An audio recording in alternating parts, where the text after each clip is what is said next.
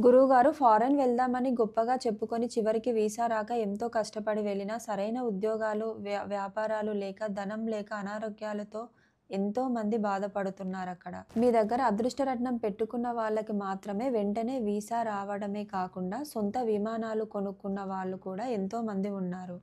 మీ దగ్గర అదృష్టరత్నం పెట్టుకొని వెళ్ళిన వారికేమో వెంటనే వీసా వచ్చి విదేశాల్లో అష్టైశ్వర్యాలతో ఉన్నారు. మిగిలిన వారెందుకింత బాధపడుతున్నారో వివరించండి గురువుగారు. అమ్మ ఇది చాలా మంచిదమ్మా. నేను ఏమడుగుతున్నానంటే, మీరిక్కడ మహారాణిలాగా బతికి, ఫారెన్‌లో ఎళ్లి ఎవరో ఫ్రెండ్ ఇంట్లో వసారాలో పడుకొని, తిండి లేక, తిప్పలు లేకుండా గవర్నమెంట్ ఎప్పుడొస్తదో, ఎప్పుడు వెనక్కి పంపిస్తదో, నానా బాధలు పడుతూ ఇబ్బంది పడేవాళ్ళని అనేక మందిని చూస్తామమ్మా.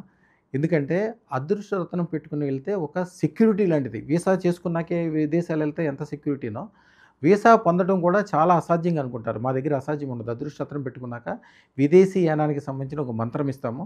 మీరే కాకుండా మీ కుటుంబం మొత్తం వెళ్ళటమే కాకుండా విదేశాలు వెళ్ళటం అనేది గొప్ప విషయం కాదు. కొద్దిగా చాలా కష్టపడటం వలన ఎన్నో సంవత్సరాలకి సక్సెస్ పొందుతారు. వీసా పొందుతారు. కానీ మన దగ్గర అట్లా కాదు. వచ్చినోళ్ళు చాలా తొందరగా పొందామని చెప్తారు.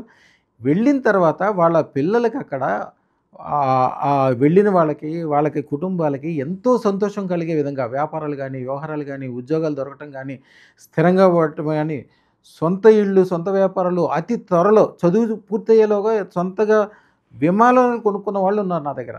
వాళ్ళు అద్భుతమైన సంపదలు పొందటం. నేనెప్పుడూ ఒకటే చెప్తాను. మీరు కన్న తల్లిని, ఉన్న ఊరిని వదిలి ఎళ్తున్నారు బయటికి. ఇక్కడ వాళ్ళు సంవత్సరానికి ₹1,00,00,000 సంపాదిస్తే మీరు కనీసం 100,00,00,000 సంపాదించాలి. మీరు అక్కడికెళ్ళింది ఎందుకు? సంపాదన కోసం. అది తప్పితే వేరే పనే లేదు గదా! అదే ఉద్దేశంతో ఉండి అద్భుతంగా సంపాదించుకొని విజయాలు సాధించి ఇక్కడ మీ ఉన్న ఊరిలో కొద్దిగా మంచి ఆస్తులు కొనుక్కొని మీ బంధువులకి, మీకు తెలిసిన వాళ్ళకి, మీకు చిన్నప్పటి నుంచి ఉపకారం చేసిన వాళ్ళందరికీ గూడా మంచిగా ఉపకారం చేసేటప్పుడు ఒక పెద్ద ఇండస్ట్రీ ఏదన్నా పెట్టి అందరికీ ఉపకారం చేసి అందరికీ గొప్పగా ఉండేటట్టు చేయమని చెప్తాను. నా దగ్గర నా శిష్యులు విదేశాల నుంచి వచ్చిన వాళ్ళు సుమారుగా ఒక 5,000-10,000 మంది హైదరాబాద్ చుట్టుపక్కల ఎంతో మంచి మంచి ఇండస్ట్రీలు ఆళ్ళలో ఫార్మాస్యూటికల్స్ వాళ్ళు ఎక్కడి నుంచి ఎక్కడికెళ్లారో. మొన్నే రీసెంట్‌గా ఒకాయన శ్రీనివాసన్ గారని ఆళ్ళ అమ్మాయికి ₹300,00,00,000 యాక్చువల్‌గా అతను ముందు డాక్టర్ రెడ్డీస్‌లో పనిచేశాడు. తర్వాత విదేశాలు ఎళ్లారు. నా ప్రోద్బలంతోటి ఇక్కడికొచ్చి దగ్గరలో మంచి ఇండస్ట్రీ పెట్టుకొని ఆళ్ళ అమ్మాయికి ₹300,00,00,000 శ్రీధనం అందిచ్చాడాయన. పెళ్ళికి ఎంత ఖర్చు పెట్టాడో ఏంటో అదొక రాజుల పెళ్ళిళ్ళలాగా చేయగలిగాడు. అట్లాగా మంచి సంపదలు సంపాదించండి. విదేశాలెళ్ళేటప్పుడు అదృష్టరత్నం విదేశము అనగానే ఫస్ట్ అదృష్టరత్నం పెట్టుకున్నాకే మిగిలిన పని చేయండి. శుభం బియాస్.